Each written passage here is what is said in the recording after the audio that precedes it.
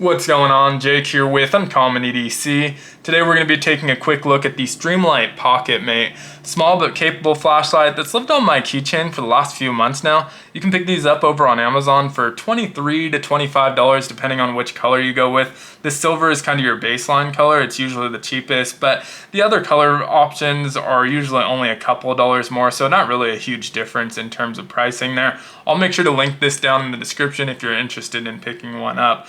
Now, the most interesting thing about this flashlight is that it's shaped like a key, and so kind of the general shape of a key here, it's obviously a little bit shorter at about 2 inches. Pretty similar width here though at about 1.08 inches. Now the biggest difference though is going to come in the thickness. It's probably the thickness of about 4 to 5 keys at half an inch thick here. Weighs next to nothing though at 0.48 ounces. So really don't notice the extra weight on your keychain at all. I will say with that added thickness, sometimes if you have tighter pockets or you're just kind of flexing a lot more, this can end up sideways in your pocket where it does imprint a little bit. But as long as you have room on the keychain, you can make sure that lies flat and you really don't notice it in your pocket at all. Aside from the size, we do have a pocket clip here, which you can use as a key dangler if you chose to. I don't use it in that capacity, but you could.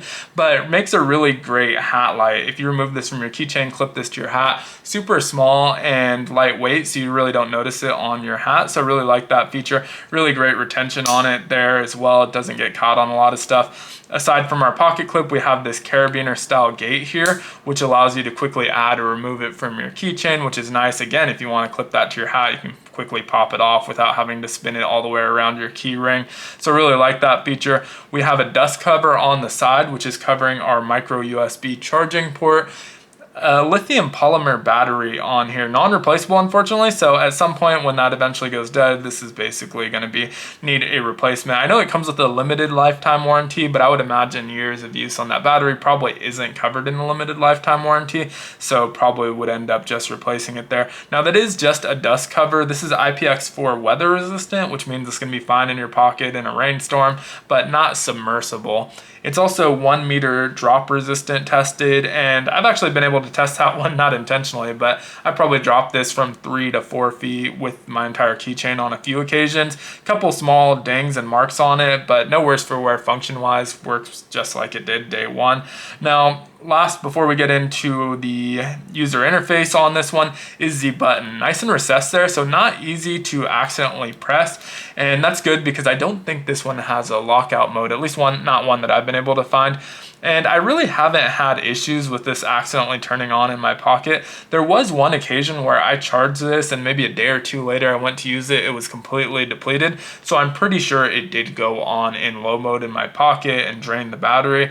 But since then, and it's probably been over a month since that happened, haven't had any issues like that. So it's not really a widespread issue, although definitely a possibility, versus those tube style lights where you just kind of twist the cap and to turn it on and off. That does help prevent accidental turn-ons in your pocket, but I do prefer this. It's just faster and more intuitive than the twist-on style lights if you want to get your light out and use it quickly. This one just has a really natural button placement, so it works pretty well. Now onto that user interface. Ultra simple, but mainly because it only has 2 modes. I do really like both the modes. I think they're really well spread out, and the dimmest mode is very usable. So in order to turn it on, you just click that button once. No memory mode, so it's always going to go on in your low mode, which is 45 lumens and runtime about an hour in that low mode. Now I definitely prefer this over a moonlight mode, even a brighter moonlight mode like 10 lumens or something like this, because I feel like this is a lot more usable. A lot of the times I'm going to be skipping past that moonlight mode unless you're just trying to find like your keyhole in the dark or something. You want a little bit more output. 45 lumens though isn't so bright where it's going to destroy your night vision unless you shine it right in your eyes or on something right in front of you, like something white right in front of you and it's ultra bright, but it doesn't really destroy your night vision. I feel like this is a really good indoor mode for in a vehicle or inside your house, just finding your way around. Really easy to look underneath stuff with this mode. But if you want to get into your high mode, we are going to have to turn it back off now because it's been on for more than 1.5 seconds. But when you turn it on, within the first 1.5 seconds, if you click it again, it goes into our high mode. So we'll do that now.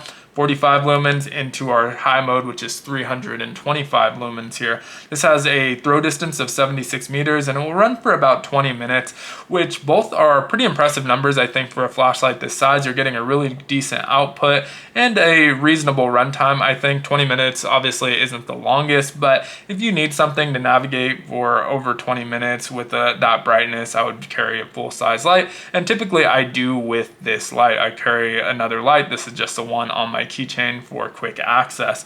And so that 325 lumens is a really nice jump from 45 lumens. So I do like the two modes. I don't feel like I'm missing out on having a medium mode. That 325 lumens is great for outdoors, just like a quick walking path or something like that you want to illuminate. Really great for outdoors or big open areas indoors. And so I think two perfect outputs there. Now battery runtime on both of those again is pretty short, but if you need something more, I would carry another flashlight with you. This is going to be great for most circumstances. Now one big downtime to that runtime though is that the charging time on this can be pretty long. It takes about 4 hours to charge from 0%. Now there's not a percentage indicator on here. The button glows red while it's charging, turns green when it's fully charged, but 4 hours, and then if you end up using it on high mode for 20 minutes straight, you're going to have to charge again for 4 hours. So not really a great ratio there, but as long as you're using this kind of incrementally, it's not really noticeable. I only charge this every few weeks,